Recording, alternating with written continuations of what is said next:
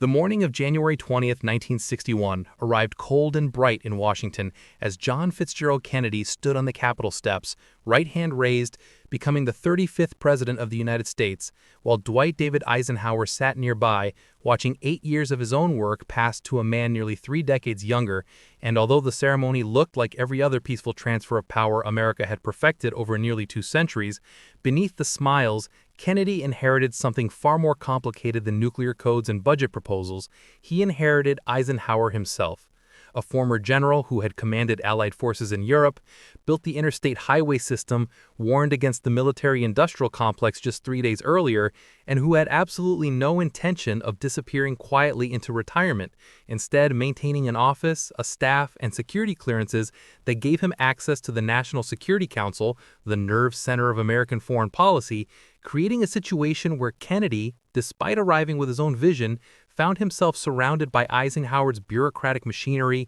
advisors, loyalties, and expectations that often conflicted with his desire for flexible response instead of massive retaliation, counterinsurgency instead of covert coups, and bold action instead of cautious incrementalism.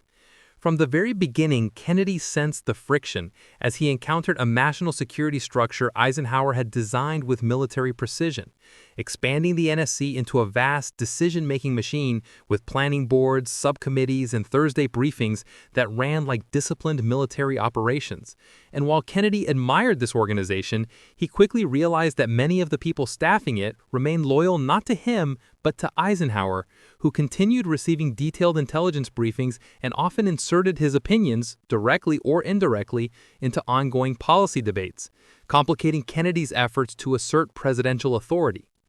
This invisible tug-of-war became painfully obvious during the Bay of Pigs, the CIA-backed plan to overthrow Fidel Castro that Kennedy inherited fully formed from Eisenhower's administration, complete with training camps in Guatemala, supply networks through Central America, and a strike force awaiting approval.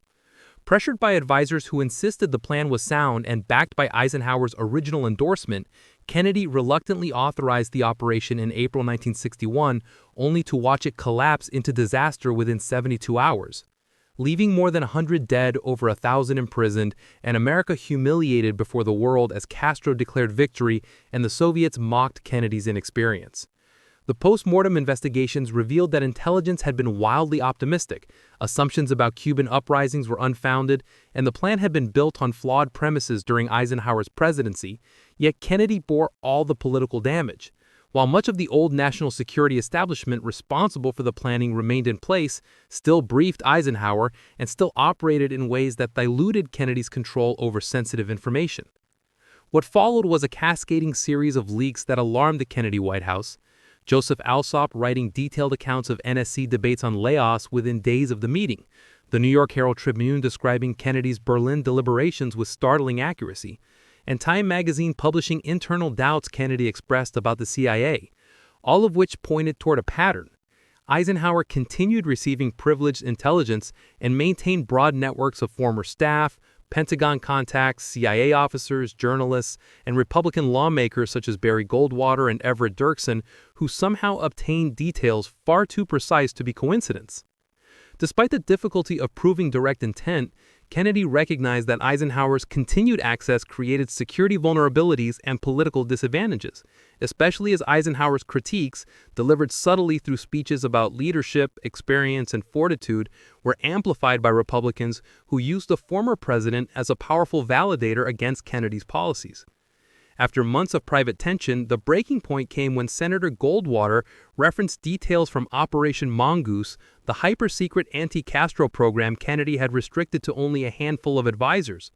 The leak proved that even the most tightly guarded operations were somehow reaching Eisenhower's orbit, either through formal briefings or informal channels running through the bureaucracy.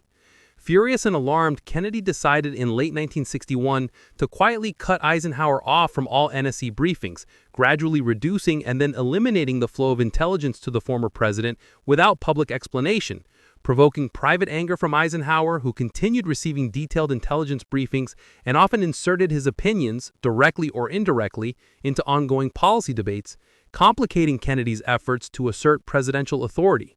But Kennedy's decision would prove life-saving during the Cuban Missile Crisis in October 1962, when U-2 photographs revealed Soviet nuclear missiles in Cuba, and Kennedy, realizing the stakes, formed a small, absolutely leak-proof group called the Executive Committee of the NSC, excluding anyone tied to Eisenhower's network, and conducted 6 days of intense, secret debate between hawks demanding airstrikes and doves urging diplomacy before publicly announcing a naval quarantine. For 13 agonizing days, the world stood on the brink of nuclear war as Soviet ships approached the blockade line. American forces moved to DEFCON 2, a U-2 pilot was killed, and tensions escalated toward potential catastrophe until secret negotiations, hidden even from most of Kennedy's team, produced a compromise where the Soviets removed their missiles in exchange for a U.S. non-invasion pledge and the quiet removal of American Jupiter missiles from Turkey.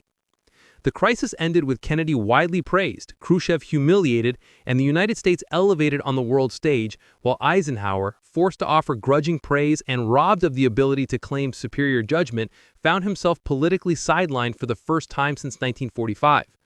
Though the two men maintained polite public interactions afterward, the relationship never recovered, with Kennedy viewing Eisenhower as a partisan actor who undermined him through leaks and indirect attacks, and Eisenhower seeing Kennedy as an inexperienced leader who shut out valuable counsel, yet neither willing to reveal the full truth that the United States had spent 2 years locked in a quiet struggle between presidents past and present, a struggle that shaped everything from Cuba to Laos to Berlin, and whose resolution, through secrecy and hard-won independence, allowed Kennedy to guide the world safely through its closest brush with nuclear annihilation.